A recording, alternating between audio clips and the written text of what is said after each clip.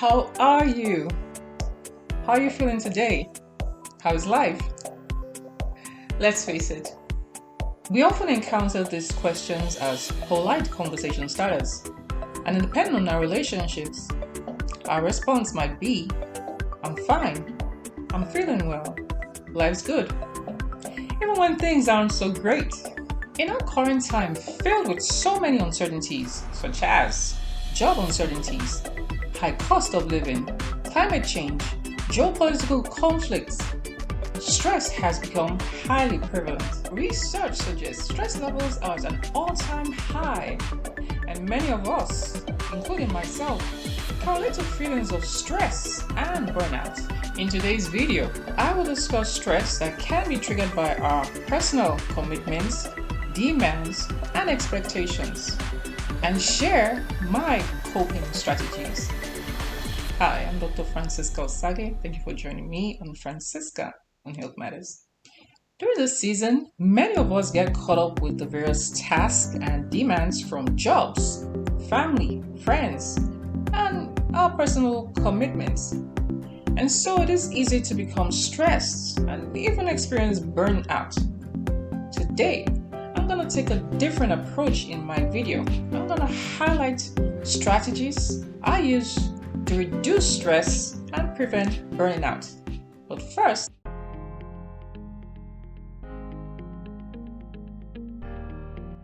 as we begin another year, I would like to express my profound gratitude to supporters and subscribers of this channel.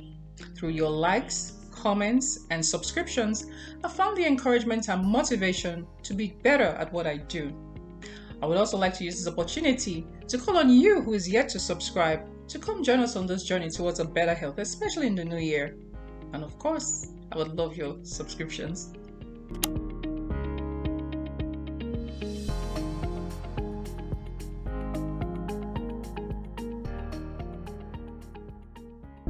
So back to the topic on stress. Here are 7 do's and don'ts that I've applied over the years and have helped me to reduce stress levels. Let's roll. Let's start with time management. A source of stress can be from having so much of activity to attend to and not making a time schedule, from work to school events, attending to personal matters. Without a planner, a scheduler, we could risk clumping up activities so close to each other and soon become overwhelmed with so much to do and little time to rest.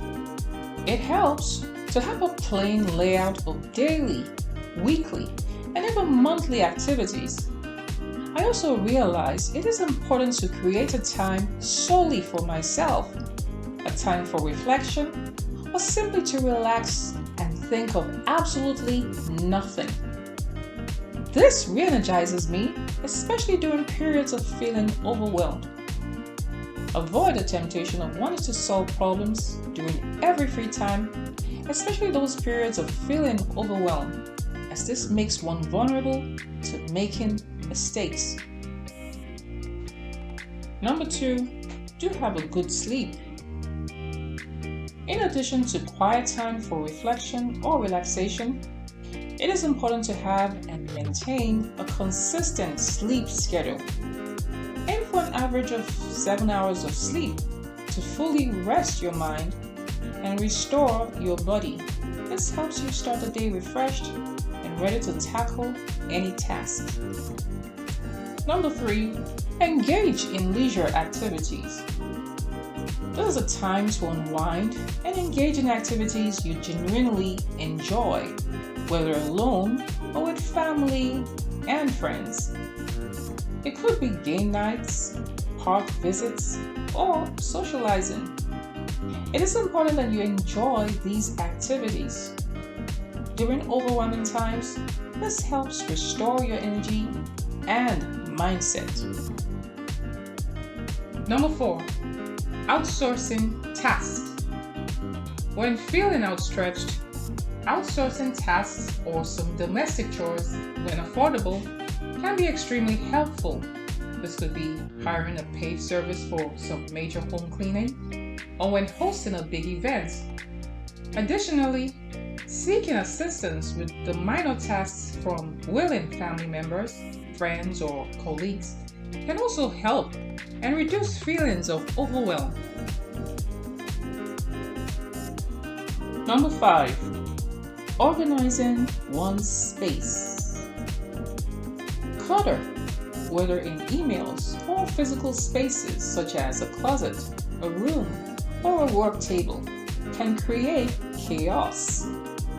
Time is wasted searching for items that might be in front of you. I realize being organized saves me time and provides a sense of clarity and preparedness, reducing stress. Number 6, setting healthy boundaries. Do you often feel compelled to take on tasks assigned to others, even when exhausted or operating on a tight schedule with limited resources?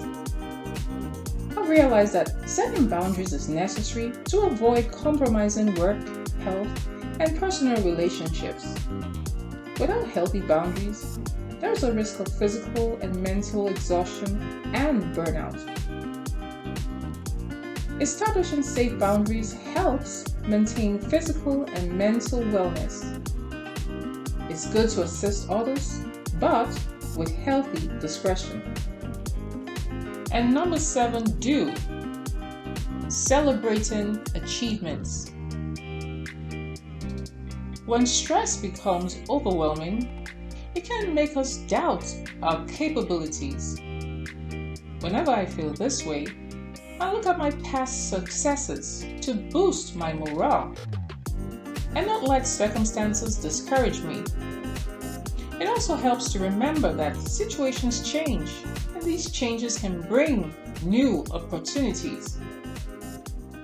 This thought helps me when I feel stressed and want to give up.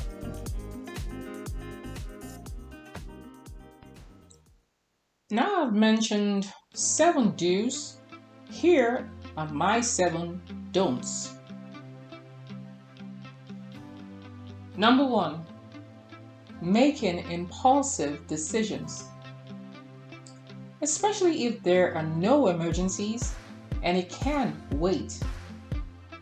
It is healthy and wise to avoid making impulsive decisions, such as decisions involving huge financial transactions or decisions involving the forming of partnerships, as these could have long-term consequences and, if not vetted properly, can be a source of significant stress. I believe it is wise to resist the temptation to succumb to pressure to make a hasty decision.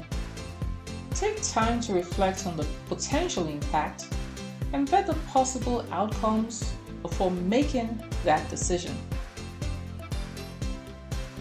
Number 2, having habits considered unhealthy. Certain habits can not only lead to feelings of stress, they can also increase stress levels. These habits will include poor sleep, alcohol abuse, overeating, and some risky habits such as gambling. Recognizing these habits and intentionally avoiding them can significantly help reduce stress. Number 3, feedbacks that undermine one's effort. Have you ever been the receiver of feedback or criticism that undermines your effort? Even though some feedbacks are well intended, I believe our response matters. Some negative feedback and criticisms can cause frustration, self-doubt, and feelings of stress, especially when much effort was put into it.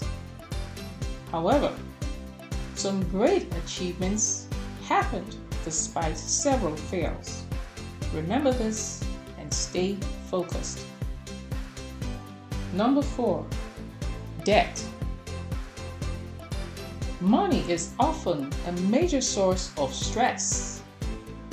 Avoid going into debt, especially if there is minimal or no return of the initial investment. Some debts, like loans for buying a home or investing in education, can be worthwhile due to their long-term benefits. However, some other debts, such as purchasing luxury goods to impress others, can lead to financial struggles and increased stress. Number 5, having unrealistic expectations. Setting good goals can be very rewarding, such as desiring to own a business, achieving a healthy lifestyle, or aiming to earn a certain amount of money within a specific period. However, it's also important to recognize one's limitation to avoid feelings of inadequacy, especially when setting goals are not met at a set time.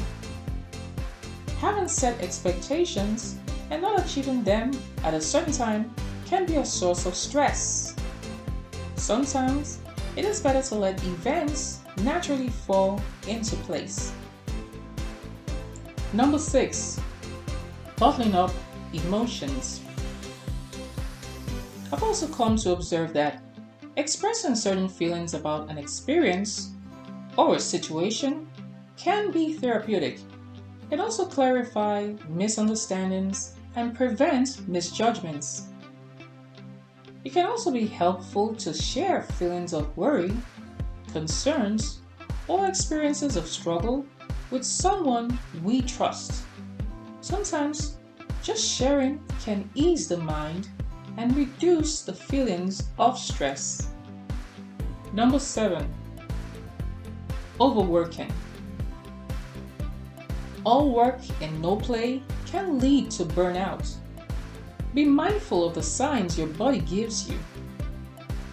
If you feel tired and overwhelmed, it's time to take a break. Overworking is a sure way to developing stress. In all circumstances, be mindful of when you risk feeling stressed and when you do become stressed. Also, remember the importance of taking breaks to reassess and realign your situations. Again, I hope you found this informative and educative. And if you have, please subscribe. And I'll see you in the next one.